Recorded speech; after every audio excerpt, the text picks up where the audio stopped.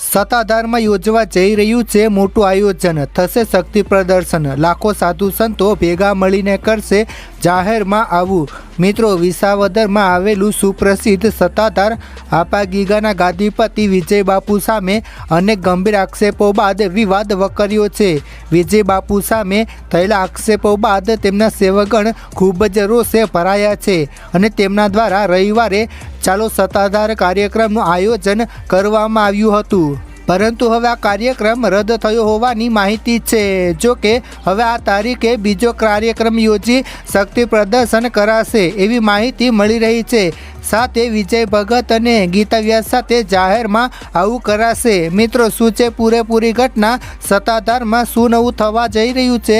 ચાલો આપણે વિસ્તારથી જાણીએ। વિડીયોની શરૂઆત કરીએ તે પહેલાં એક લાઈક કરીને નવા આવ્યા છો તો ચેનલ સબસ્ક્રાઈબ કરી લેજો।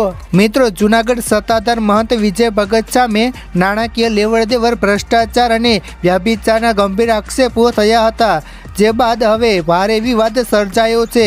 વિજય બાપુ વિરુદ્ધ ગંભીર આક્ષેપો થતાં તેમના સેવકગણમાં ખૂબ જ નારાજગી જોવા મળી રહી છે। આથી વિજય બાપુના સમર્થનમાં શક્તિ પ્રદર્શન કરવા માટે રવિવારે ચલો સત્તાધાર કાર્યક્રમનું આયોજન કરવામાં આવ્યું હતું, પરંતુ હવે એવી માહિતી મળી રહી છે કે રવિવારનો આ કાર્યક્રમ રદ કરવામાં આવ્યો છે। નવા વર્ષના પહેલા દિવસે યોજાશે ચલો સત્તાધાર કાર્યક્રમ। મિત્રો, માહિતી અનુસાર સત્તાધાર સેવકગણ દ્વારા હવે નવા વર્ષ 2025ના પહેલા દિવસે એટલે કે 1મી જાન્યુઆરીના રોજ ચાલો સત્તાધાર કાર્યક્રમ યોજી શક્તિ પ્રદર્શન કરાશે।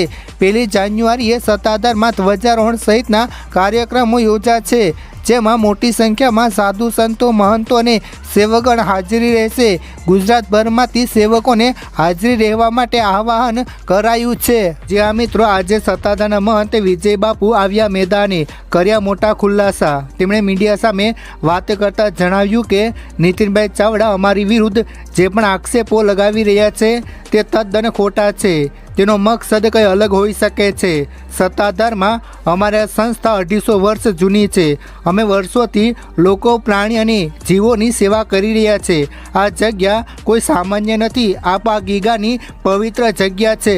અમારા પર જૂઠો આરોપ લગાવનારને કોઈ પીડા હશે, કોઈ દુશ્મની હશે, પરંતુ અમારો ઈરાદો કોઈને ઠેસ પહોંચાડવાનો નથી। નીતિનભાઈ ખોટા આક્ષેપો કરે છે કે આને મારે છે ને આવું કરે છે, ને જો કોઈ વ્યક્તિ 3 થેલી દારૂ પીને નાટક કરે તો અમારી સંસ્થાના લોકો તેઓને સમજાવે છે, ગુસ્સો પણ કરે છે, પણ આ વાત મારા સુધી પહોંચતી નથી। હું કોઈને મારતો નથી, હું હંમેશા સત્ય સાથે છું, જનતા સાથે છું। અમારો ઉદ્દેશ્ય સનાતન ધર્મને આગળ લાવવાનો છે, અમારા પીરોની સેવા કરવાનો છે, પરંતુ લોકો જે આક્ષેપો લગાવી રહ્યા છે તે તદ્દન જૂઠા છે।